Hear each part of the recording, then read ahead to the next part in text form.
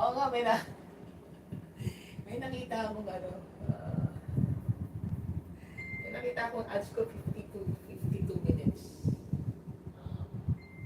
Ah, ano siya,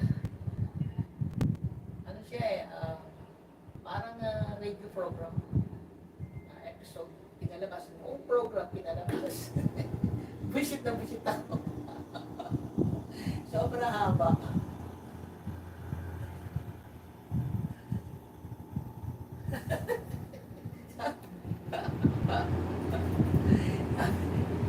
Dapat ang comment mo, hindi dapat ang comment mo watching ads. Para sususita.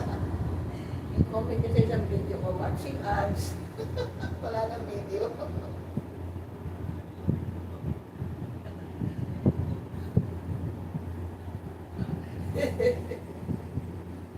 Yung iba, ano, weirdo eh.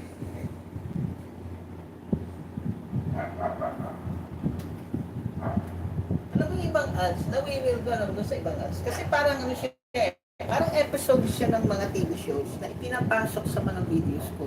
Sabi nga na ba to? Mahaba pa yung ads, 52 seconds eh.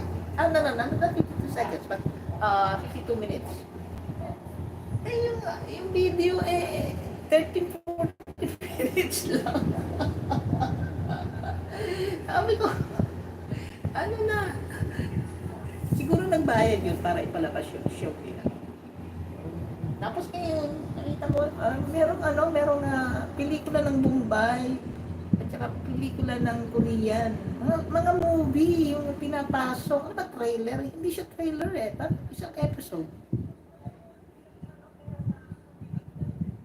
Wala na video. Pag ibang tao nga manunod, talagang i-skip yan. Kasi naiinip. Pagbalik, ano pa din? Harang pa din. Naka-ads pa rin. Ano ba to? Ads. One time, akala ko hindi na siya ads. Akala ko, tapos na yung video. Tapos na yung video ko. Abay, sabi ko, hindi. Kasi may nakalagay na skip. Dapat magreklamo tayo kay Lolo.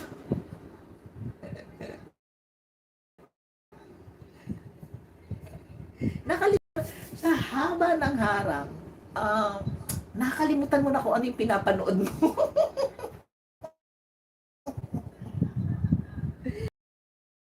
ako kasi, pinapanood ko, hindi naman sa yung kay Aris Virgo.